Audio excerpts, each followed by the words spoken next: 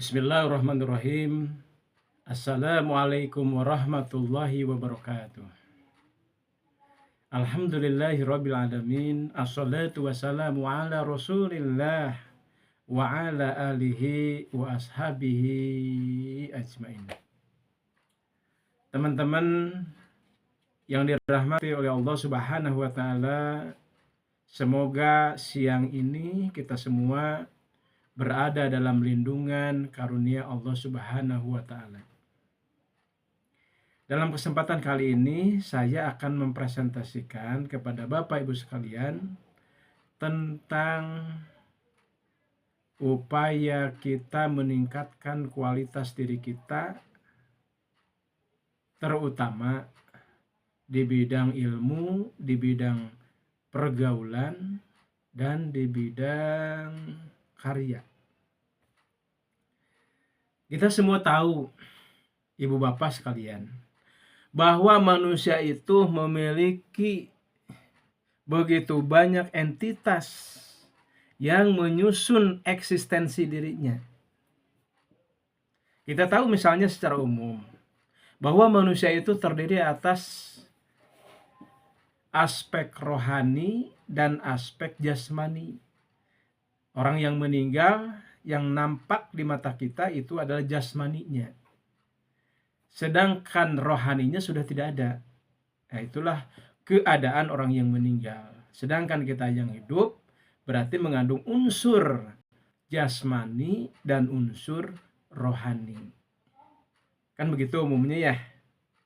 Salah itu? Tidak, itu betul. Makanya ada yang disebut dengan penjas kalau dulu ya, pendidikan jasmani. Kaitannya dengan olahraga. Nah, yang terkait dengan jasmani tentu bukan olahraga saja tentunya. Setidaknya selain olahraga, yang terkait dengan jasmani ada yang disebut dengan makan. Supaya jasmani kita sehat, makanlah makanan yang bergizi. Supaya jasmani kita sehat, kan kadang-kadang sakit, maka segeralah berobat. Dokter itu perannya dalam kehidupan kita adalah mengobati sakit yang terkait dengan jasmani. Itulah jasmani. Kemudian rohani biasanya ada pendidikan agama, pendidikan moral, pendidikan sopan santun. Itu adalah hal yang terkait dengan rohani. Dan begitu banyak hal-hal yang walaupun hanya baru dua saja, manusia itu dikategorikan atas komponen-komponennya berupa rohani dan jasmani. Sudah begitu banyak ternyata tentang hal yang dikaitkan dengannya. Jasmani dikaitkan dengan olahraga, makanan yang sehat, dan kalau sakit berobat. Rohani dikaitkan dengan pendidikan moral, budi pekerti, dan agama. Tentunya di luar pembagian komponen yang menyusun kita sebagai manusia, yang satu dikatakan sebagai jasmani dan yang satu lagi dikategorikan sebagai rohani. Tentu kita pun terbuka jika ada orang yang membagi manusia itu terdiri atas berbagai komponen. Contoh, ada yang membagi manusia itu ruhnya, ada yang disebut dengan akal, ada yang disebut dengan hati, ada yang disebut dengan fitrah, hawa nafsu, dan lain sebagainya. Semua itu menggambarkan bahwa memang manusia di dalam dirinya terdapat berbagai komponen, berbagai hal yang terkait dengannya yang menyusun bagi keberadaannya. Teman-teman yang dirahmati dan dimuliakan oleh Allah Subhanahu wa taala. Sekarang kita masuk ke pembagian yang akan kita fokuskan, Karena kalau kita tidak membagi dan membatasi apa sih yang menyusun diri kita, tentu kita akan bingung. Akan banyak hal yang akhirnya kita nggak bisa fokus. Masalah harta, masalah rumah tangga, masalah masyarakat, masalah negara, politik, ideologi, pendidikan, agama, keimanan, harta, pergaulan, cara komunikasi, dagang, bagaimana kita menata masyarakat, bagaimana kita menegakkan hukum, memberantas kejahatan, bergaul dengan remaja, mengatasi kenakalan remaja, gimana mencegah kemungkaran. Banyak sekali perkara-perkara yang berkaitan dengan kehidupan kita yang bila kita memasukkan semuanya, tentu itu akan bikin kita bingung. Pasti begitu. Oleh karena itu, kaum muslimin dan teman-teman semuanya, inilah pentingnya kita membatasi kajian kita. Cukup 3 saja. Apa itu? Yang pertama adalah tentang ilmu. Yang keduanya adalah tentang pergaulan. Dan yang ketiganya adalah tentang karya. Itulah 3 hal yang akan dibahas dalam kesempatan sekarang. Gimana, udah siap? Oke, kita lanjutkan. Teman-teman, begini. Kita lihat manusia itu sifatnya dinamis. Bukan hanya dinamis secara jasmaninya saja, ruhnya juga dinamis. Pergaulannya dinamis, ilmunya dinamis, keluarganya dinamis, karya-karyanya juga dinamis. Contoh tentang karya. Kenapa kita melihatnya sebagai suatu kedinamisan? Dulu tahun 70 tidak ada yang namanya HP, tidak ada yang namanya internet. Sekarang ada HP, sekarang ada internet, kita bisa Google, bisa membuka AI, bisa membuka YouTube, dan lain sebagainya. Semua itu menunjukkan bahwa hidup itu dinamis. Hidup itu berubah, bergerak. Ada yang menuju kehancuran, ada yang menuju kebangkitan, ada juga yang stagnan memang. Yang stagnan tidak harus dikatakan sebagai stagnan dalam arti negatif. Karena bisa saja yang stagnan itu hasil rancangan sedemikian rupa sehingga stabil. Kemajuan hasil kestabilan dalam percepatan. Kalau menurun gimana? Kadang-kadang yang menurun itu adalah akibat dari lalainya manusia memperhatikan faktor-faktor yang akan mempertahankannya. Akhirnya dia hancur. Seperti itu. Ada negara yang hancur. Ada seseorang yang menghancurkan dirinya. Ruhnya hancur, jasmaninya hancur. Tidak secara alami, tapi secara disengaja. Kalau secara alami misalnya muda, kemudian nambah umurnya jadi tua, lalu sakit, lalu meninggal. Itu kan hancur. Tapi ini kan alami. Tapi ada yang dirancang sedemikian rupa oleh kebodohan manusia sehingga hancurlah jasadnya, hancur ruhnya, sehingga kematiannya juga menggenaskan. Ada yang begitu. Itu contohnya apa? Contohnya yang mengkonsumsi narkoba, hancur dia. Kenapa? Bukan karena alami, salah dia, tidak memperhatikan apa yang dikonsumsinya, tidak memperhatikan apa yang masuk ke otaknya, tidak memperhatikan kemana dia mesti bergaul. Akhirnya dia rusak. Begitu. Teman-teman yang dirahmati dan muliakan oleh Allah Subhanahu wa taala. Kita lanjutkan. Kita fokuskan ke 3 hal tadi. Ilmu, pergaulan, dan karya. 3-tiganya sifat dinamis. Karena sifat dinamis itulah maka kita punya asumsi dasar. Apa itu?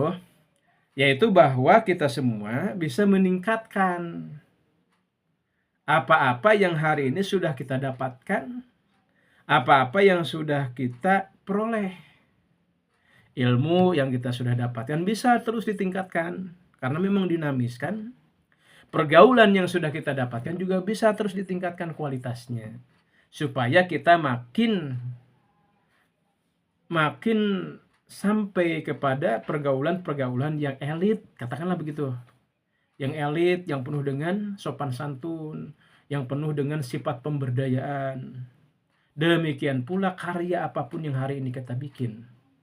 Sesederhana pun pekerjaan yang selama ini menjadi bagian daripada kehidupan kita yang kemudian mendatangkan uang, atau apapun itu pun bisa ditingkatkan kualitasnya. Gimana caranya? Satu, yang paling penting nih. Yang paling penting adalah adanya kesadaran dalam diri kita. Adanya kesadaran ini yang paling utama. Sadar bahwa ilmu kita, pergaulan kita, dan karya kita yang membentuk diri kita hari ini bisa ditingkatkan, bisa dinaikkan kualitasnya, bisa mencapai puncak-puncak pencapaian yang bisa diraih dengan berbagai upaya yang bisa mendekatkan kita kepadanya. Ilmu yang hari ini kita dapatkan itu bisa ditingkatkan kualitasnya. Pergaulan bisa, karya juga bisa. Nah, kenapa kita membatasi 3 hal ini? Membatasi ilmu saja, membatasi pergaulan saja, dan pembahasan karya saja. Dan apa kaitannya antara ilmu, pergaulan, dan karya? Tentu ini memiliki landasan manajemen, landasan filosofis tersendiri. Begini teman-teman, seseorang ketika dia berilmu, pasti dia melihat bahwa ilmu itu hanyalah alat untuk mencapai target-target yang dimimpikan dalam kehidupannya. Ada orang yang konsen di ilmu kedokteran karena memang dia kuliah di kedokteran. Tentu ada target yang ingin dicapainya, yaitu menjadi dokter. Ada orang yang fokus belajar, membaca, meneliti, berdiskusi, berdialog, memahami, membuat catatan tentang bisnis. Pasti ada yang menjadi target dari upaya dia memperdalami ilmu bisnis itu. Apa itu? Berkembangnya bisnis dia, atau dia bisa mengajar ilmu bisnis kalau dia dosen, kalau dia pengajar. Ada orang yang fokus mempelajari agama, akidah, syariat, bahasa Arab, sejarah Islam, terus didalami. Pasti ada target yang ingin dicapainya. Apa itu? Misalnya dakwah, dan juga untuk dia amalkan. Seperti itu. Jadi apa kesimpulannya? Setiap orang yang mendalami suatu ilmu pasti punya target-target tertentu dalam kehidupannya. Setiap orang pasti punya target-target dari apa yang hari ini dia pelajari. Saya misalnya fokus belajar bahasa Arab, pasti ada target yang ingin didapatkan. Ingin bisa ngomong bahasa Arab, ingin nulis bahasa Arab, ingin buat novel kalau bisa dengan bahasa Arab gitu. Nah teman-teman yang dirahmati dan dimuliakan oleh Allah Subhanahu wa ta'ala, marilah kita semua hari ini menyadari bahwa tentu sebelum kita belajar apapun, sebelum kita memfokuskan pikiran untuk memahami tentang apa yang kita pelajari itu, sebelum kita memilih buku apa yang nanti akan kita baca, sebelum ngomong apa dengan teman-teman, temanya, atau kita ikut pelatihan apalah gitu ya, sehingga bertambahlah ilmu dan pemahaman kita, mari kita tetapkan dulu tujuan akhirnya apa. Kalau ujungnya kita ingin jadi dokter, kan jadi jelas kan apa yang mesti dibaca. Kalau kita ingin jadi polisi, jelas kan apa yang mesti dibaca. Walaupun ilmu bukan satu-satunya cara, maksudnya bukan satu-satunya poin yang akan jadi syarat seseorang, katakanlah jadi polisi, jadi tentara, jadi pengacara, jadi dokter dan sebagainya. Tapi tanpa itu gak mungkin. Nah, kalau hari ini misalnya nih kita ya ingin jadi seorang pebisnis, ingin menjadi pebisnis yang sukses, ingin jadi pebisnis di tingkat nasional, ingin menjadi pebisnis di bidang pakaian misalnya, bisa nggak kita menempuh ke arah itu tanpa ilmu? Bisa saja, bisa. Tapi yaitu ilmu, tapi tetap judulnya ilmu. Maksudnya ilmu yang bisa menopang tanpa membaca, tanpa mempelajari, tanpa memfokuskan yang sifatnya akademik gitu ya, atau berpikir secara intelektual, bisa. Orang jadi pebisnis yang sukses, orang bisa menjadi pebisnis baju yang sukses, seorang pebisnis baju tingkat nasional yang sukses, menjadi pebisnis pakaian tingkat nasional nomor 1 di Indonesia, bisa tanpa membaca, tanpa berilmu secara akademik atau secara intelektual. Apa itu? Pengalaman, pergaulan, pengalaman panjang. Tetapi boleh jadi walaupun dia tidak baca, dia tetap menyerap ilmu dengan pikirannya, melalui telinganya, melalui pengamatannya, melalui dirinya sendiri. Bagaimana membuat perusahaannya di bidang pakaian sehingga sukses besar, tingkat nasional, nomor 1 lagi. Bisa, memang bisa. Tetapi sejarah dan fakta menunjukkan bahwa percepatan yang memiliki nilai strategis paling signifikan dalam mengangkat harkat derajat manusia ke arah yang lebih baik di bidang bisnisnya, di bidang kepemimpinannya, di bidang keluarganya, dan banyak aspek yang lainnya termasuk dalam agama, kuncinya adalah ilmu. Jadi antara target yang ingin kita capai dengan ilmu yang harus kita dalami, mesti sinkron. Tetapkanlah tujuan, ingin apa kita di masa depan, ingin jadi siapa kita di masa depan. Lalu hari ini buatlah agenda. Banyak agenda yang mesti kita buat memang untuk mencapai target ini. Tapi poin yang tidak tidak ada dalam daftar agenda yang akan kita laksanakan dalam sehari-hari mulai hari ini itu terkait ilmu. Dan kita pasti mampu mendalami ilmu setinggi apapun. Memang butuh waktu, tapi itu kan merupakan satu hal yang logis, yang rasional. Tidak mungkin kita bisa memahami ilmu yang tinggi padahal hari ini masih mendasar, 1 hari langsung terkuasai. Tidak mungkin itu. Jadi perlu waktu, tapi yakin kita pasti mampu ketika kita menyerap ilmu sampai setinggi-tingginya. Begitu teman-teman. Teman-teman yang dirahmati dan dimuliakan oleh Allah Subhanahu wa ta'ala. Bersyukurlah kita kepada Allah Subhanahu wa ta'ala yang telah menganugerahkan kita akal, yang telah melahirkan di masa-masa sebelumnya para ilmuwan dan para praktisi yang telah mewariskan ilmu sehingga kita bisa mengaksesnya dengan mempergunakan akal kita. Hari ini kita hidup tidak memulai dari nol kalau ingin bisnis. Hari ini kita tidak memulai dari ruang kosong untuk membangun perusahaan yang besar.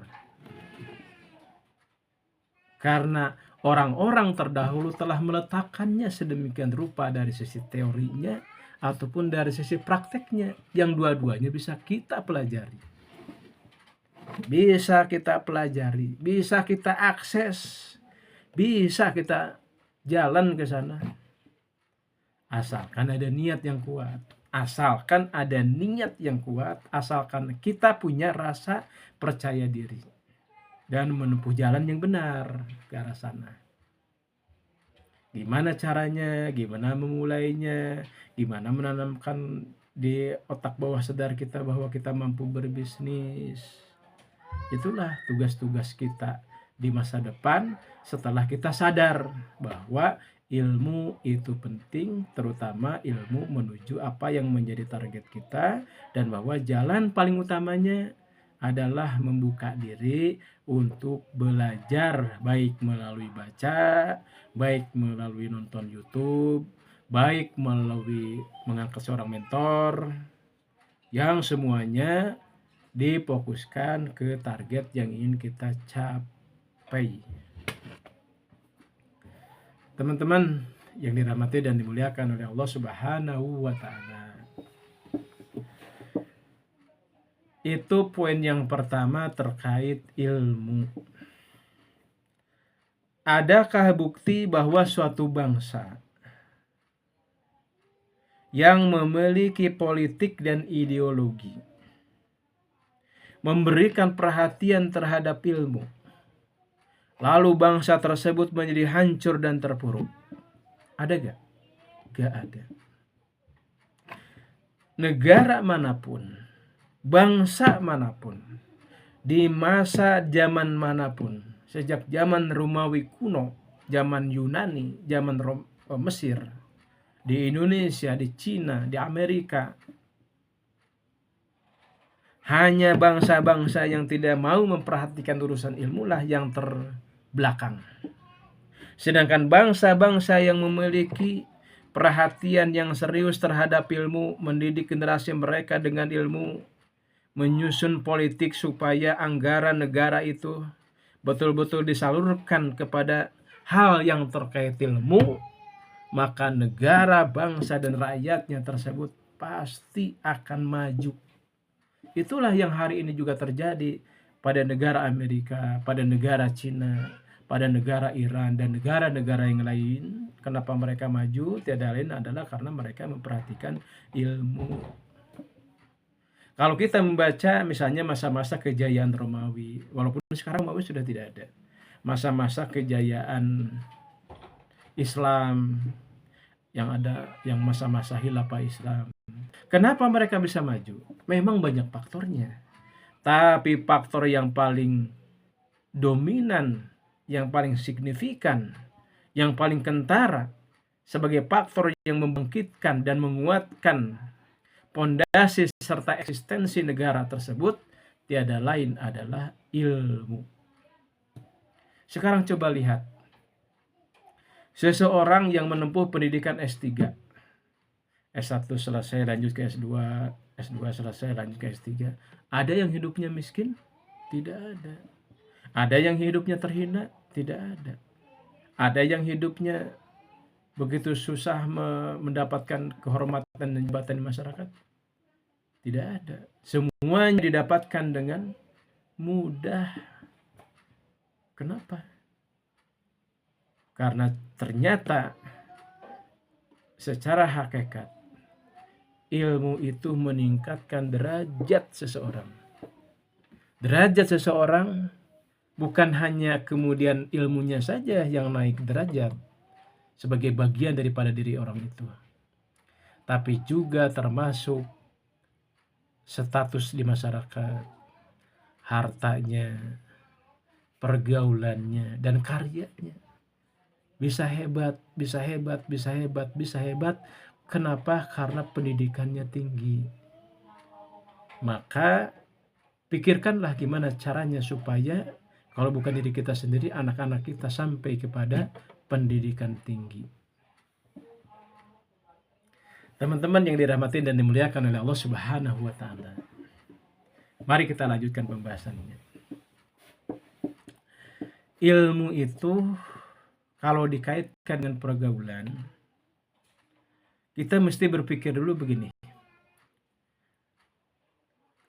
Apa kaitan antara ilmu dan pergaulan yang kemudian bisa mengangkat kita lebih baik?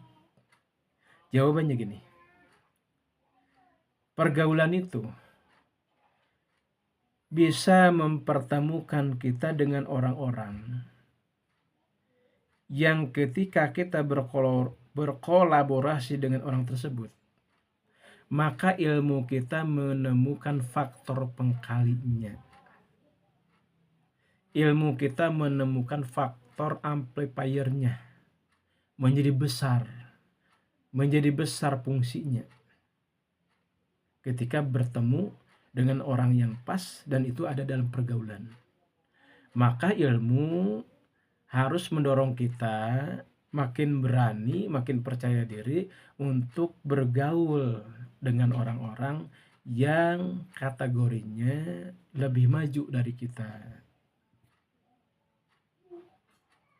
Teman-teman yang dirahmati dan dimuliakan oleh Allah Subhanahu wa Ta'ala, kadang-kadang pergaulan itu pun pada akhirnya memotivasi kita, memotivasi diri kita supaya lebih rajin lagi membaca, supaya lebih rajin lagi berilmu, supaya lebih rajin lagi meningkat, supaya lebih rajin lagi diri kita itu untuk meningkatkan pemahaman kita terhadap suatu ilmu karena tuntutan dari teman-teman. Kan bagus begitu. Tentu bagian yang tidak terpisahkan dari pergaulan, kaitan antara ilmu dan pergaulan adalah ilmu pergaulan itu sendiri, yaitu ilmu bagaimana menempatkan diri kita di tengah pergaulan, bagaimana kita memposisikan kita di tengah situasi pergaulan. Di kelas seorang guru, ya seorang guru, tapi kalau dia datang ke tengah masyarakat, di situ para remaja semua atau ada orang tua juga, bukan sebagai guru, mungkin dia sebagai pelayan, ngasih air teh misalnya, seperti itu. Baik teman-teman, itu dulu yang bisa saya sampaikan. Masih panjang pembahasan kita, tapi bagi saya ini adalah media latihan supaya nanti lebih menyiapkan diri bagi ceramah-ceramah atau pidato-pidato konten kreator yang lebih panjang. Terima kasih. Assalamualaikum warahmatullahi wabarakatuh.